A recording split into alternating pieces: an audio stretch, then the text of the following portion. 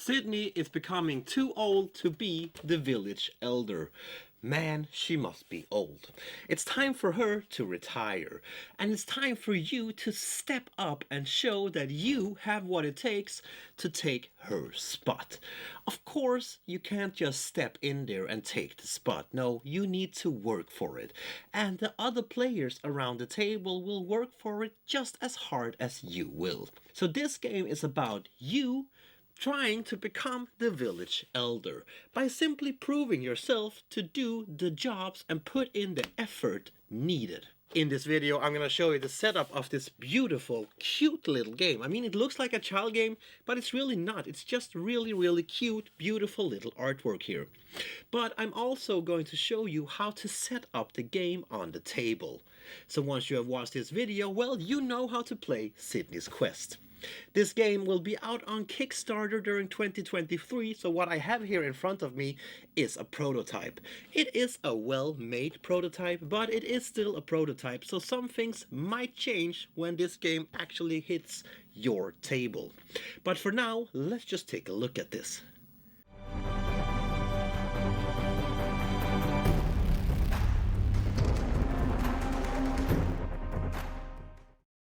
We start by setting up our player area.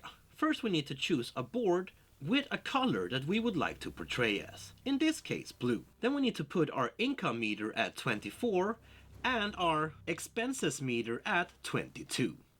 We need to take 20 starting coins and put in our bank. This down here is the space where we put effort cubes that we do not use at the moment. Then each player gets a starting job cards. These are the gray ones.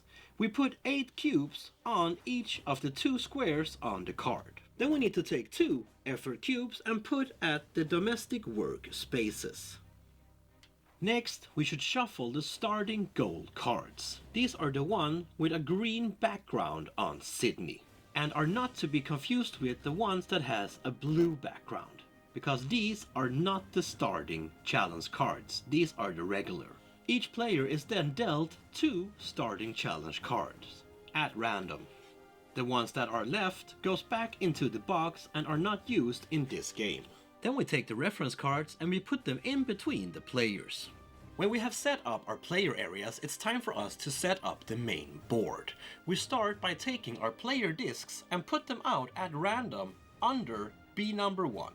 This is the player order track and will be the turn order for this round. Then each player needs to take their discs and place them out at the start of the victory point track, the start of the sell your stuff track, study track, cut your cost track, and treat yourself track. Each player also needs to take one of your effort cubes and put in each of the 2 tree houses. Then we need to take change jobs cards, looking like this.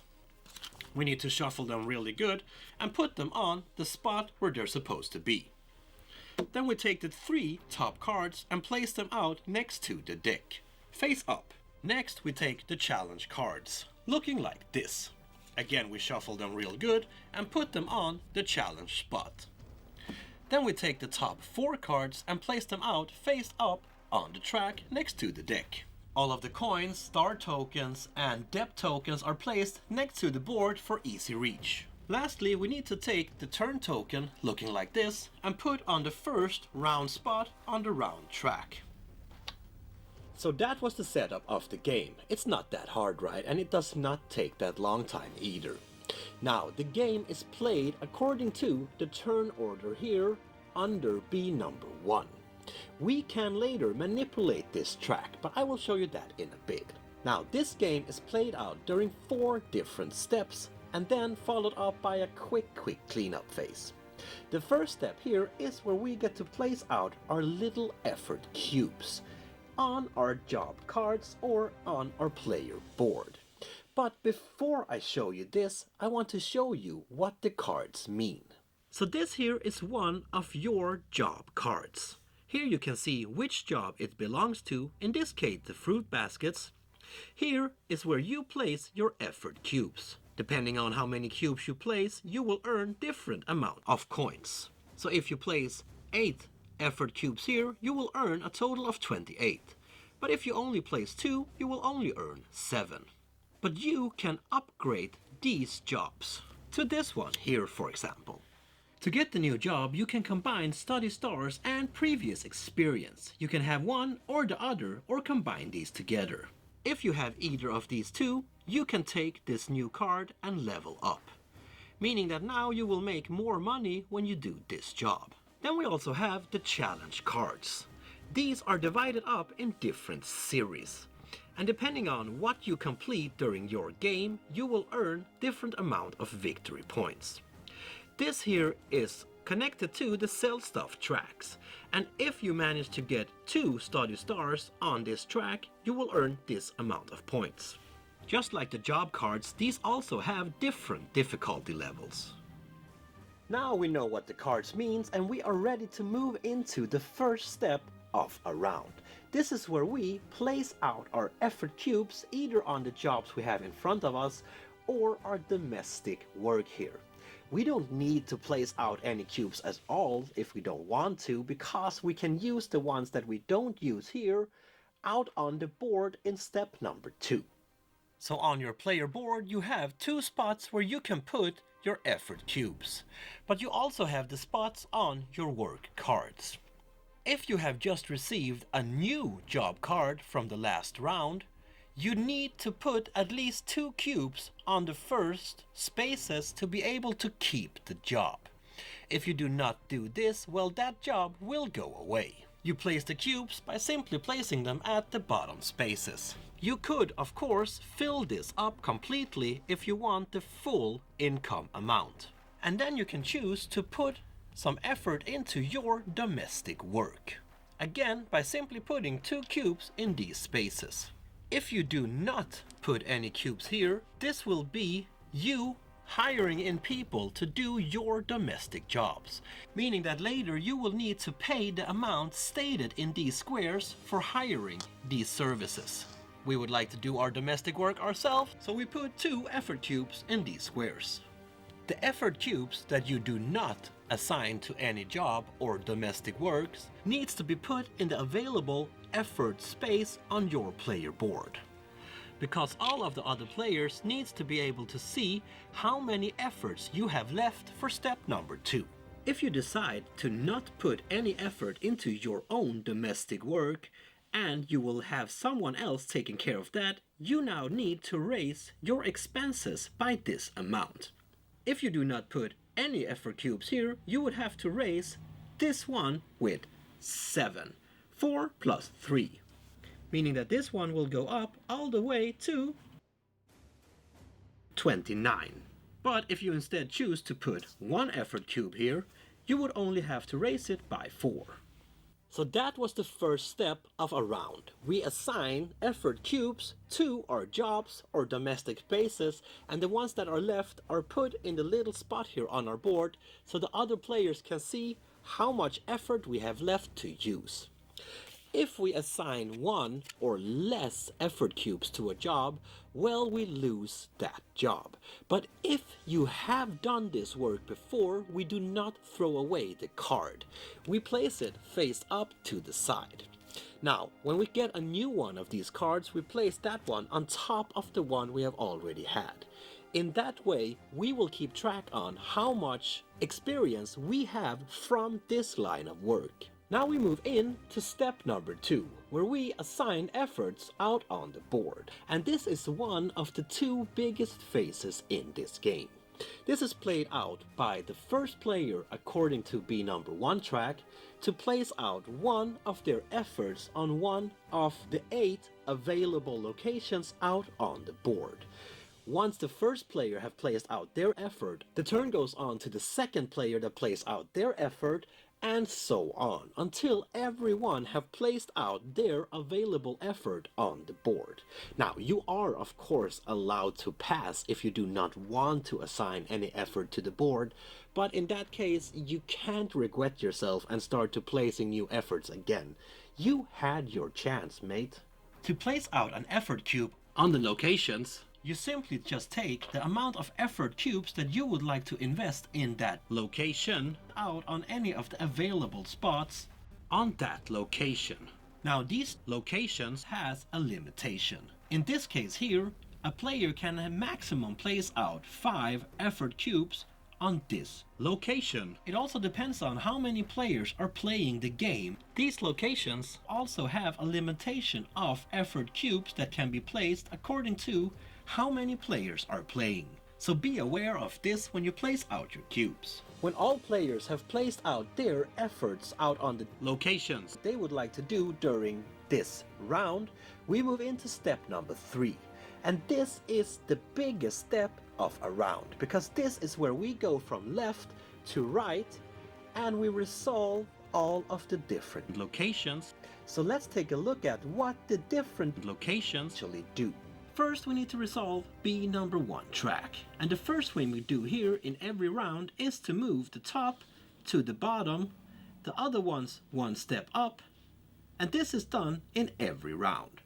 But then we also need to resolve the effort cubes. The one that had put an effort cube first, meaning at the top, get to move their player token to the top of the track. The one that had placed their effort tokens beneath, meaning in the second row, third or fourth, get to place their player token in the same spot, meaning that the white one have put their cube on number 2, so their player token moves up to spot number 2 on the track. Every time you move your token up, the one that was here before moves one step down. The next location is the run a company, but here we go in player order, meaning that the blue one gets to go first. As we can see, the blue player already have 1 cube out on the track. So this player actually have 2 choices. He can choose to either use this effort to move the cube that is already out on the track, or pay 10 coins to get a new cube out on the track. As we can see out on this track, we have different symbols. But what do they mean? Well, the one with the monies mean that to move past this symbol, you need to pay this amount. So move from this square to this square over here, you need to pay 10 coins. The +5s here means that once you reach any of these squares, you raise your income by that amount. In this case, +5. This one here is called business knowledge. And to be able to pass this one, the player either needs a job that gives experience or have at least 1 study star. As you progress on this track, your company will also get more stars. And by the end, when you reach this 4th and final track, you will get the 4-star company token. But you also get to take your effort cube back to your player board.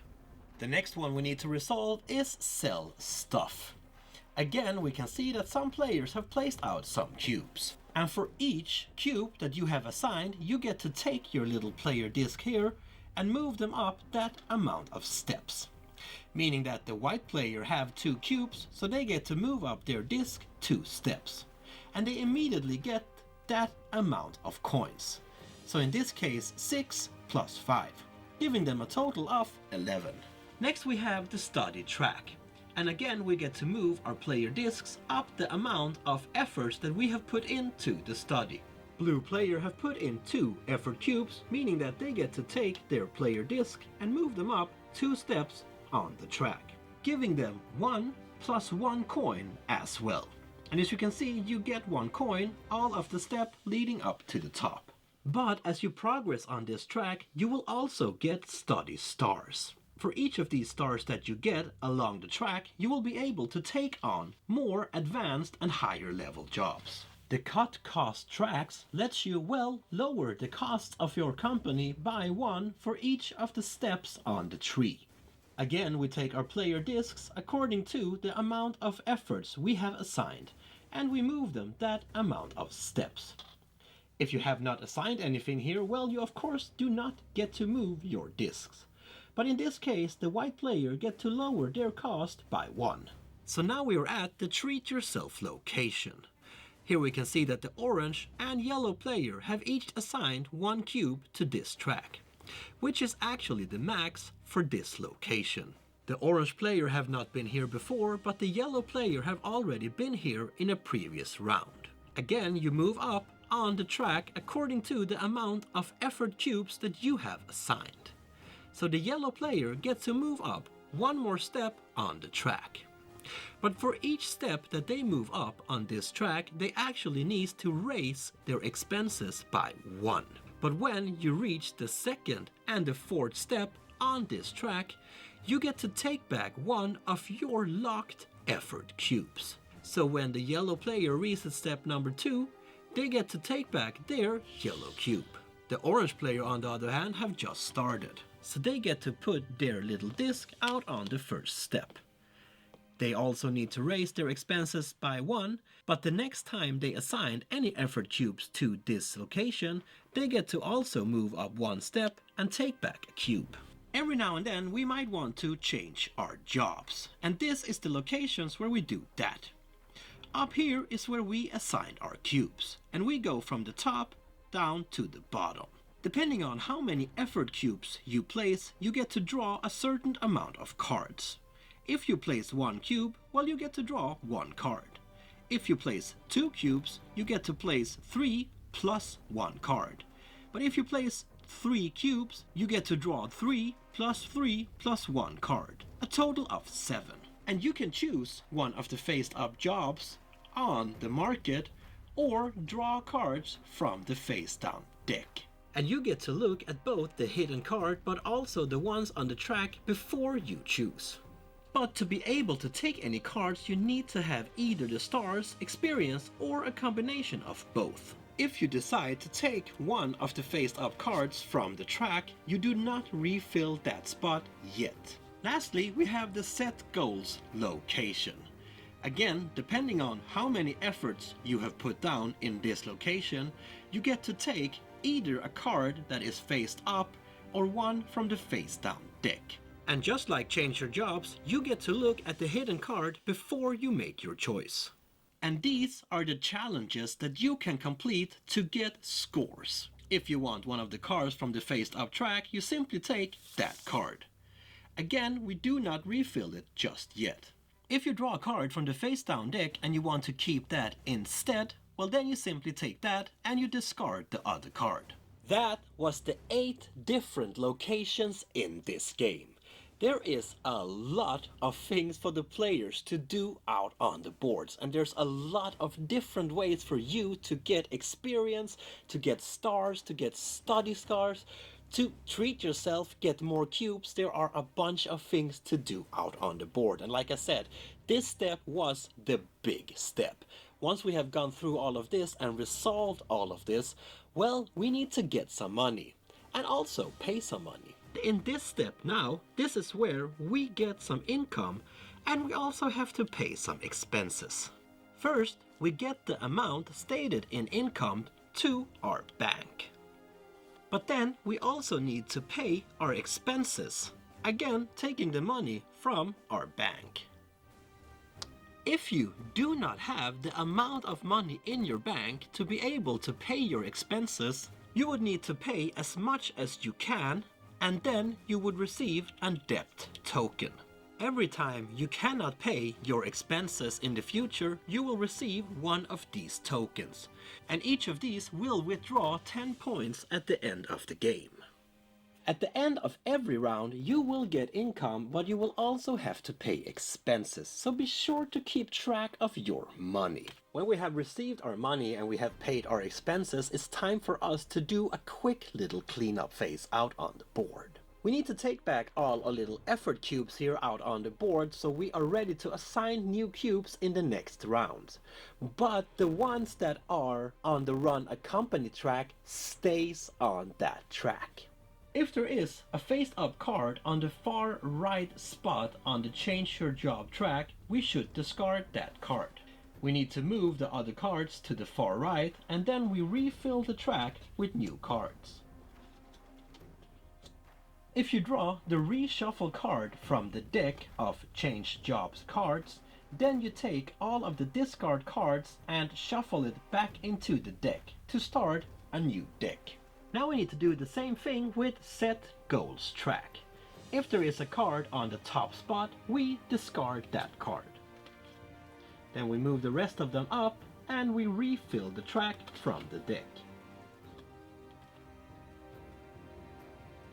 Next we need to move the round marker one step and we are ready to go again. When this round marker reaches round number 8, we are done and it's time for us to calculate scores. So once we have played round number 8, the game is over and it's time for us to calculate scores.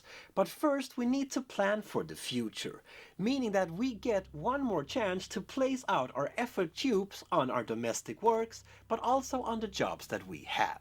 Once we have done this, it's time for us to see if we have managed to complete any challenges. To see how many scores we have collected, we need to look at the different challenges and see if we have managed to complete them. The blue player here have tried to complete the hit books challenges. And to see if we have actually met the requirements, meaning that the amount of stars, it is easier for us to just backtrack on the track itself. So to see if we have managed to complete this one, he needs at least 3 stars on the study track. He has 1, 2, 3, meaning that he has been able to complete this one. To complete the second one, he will need 2 more stars. But as you can see, there is only 1 more left, meaning that he cannot complete this one. But he can complete this one here, as there was 1 star left. So he will get 5 plus 3 scores, as he have completed these 2 challenges. If you have any challenge cards on your hand that you did not manage to complete, those will give you -1 victory points. But if you have managed to complete this challenge but in a higher level, it is worth 0 instead and will not give you the penalty of -1. But we also have the depth tokens. Remember, if you have a depth tokens, well, this will be -10 points. So be sure never to end up in debt, my friend. Once you have calculated the scores, well, you have a winner. And that is how you play the game. You go around the table, you place out your little effort cubes, you resolve the different locations, and then you try to complete the challenges to hopefully get scores in the end of the game and become the glorious elder of this beautiful and cute little world. Sidney's Quest is a nice, colorful, joyful, friendly competition game. I mean, you play this game against the other players and you want to win, but it really feels like you are sitting and just managing your own little business here. Trying to get experience points, trying to get your cubes to the right locations to be able to do what you need to do to actually finish off these challenges here and hopefully get some scores on the track. There's no fights in here, there's no conflicts in any way. I mean, the biggest conflict is really the B number 1, the player or the track, and even that is not that bad. So this is a game for you if you simply want a nice little worker placement game where you sit down and have a joyful evening with your friends. The artwork in this game is light, it's colorful, it's pretty, it's really well made. There's no darkness here, there's no blood, it's just joyful colors. These little figures here, I don't know what they are they trolls? I don't know, but they're quite fun to look at, they're quite cute. It almost looks like a kid's game, but I can assure you it is not, because there is a lot of strategy in this game, and there are a lot of different ways for the players to reach their goals. And that, my friend, is how you play Sidney's Quest. This is a light, colorful, friendly competition game. It has a pretty fast setup. The players, even the new ones, will get into the gameplay quite fast. As soon as you have described the different locations, well, you are ready to start playing. Where this game becomes tricky is how to put up your strategy and how to actually win the game. Because there is a lot of different ways to win this game. You can play it in a bunch of different ways. But also how to complete the different challenges. Which challenges should you keep? Which ones shouldn't you keep? Which job should you take and how to plan up your gameplay? That is where this game becomes quite tough. But this is a cool strategy game. So if you're into these types of worker money management games, well, check it out. There will be links down in the description, just as usual. There will also be links to the Kickstarter and the website page and everything. So if you want to know more, go in there and have a look. If you like this video, well, give me a thumbs up, give me a comment, subscribe to the channel, but most importantly, my friend, keep on spreading that board gaming love I know you all have. Peace.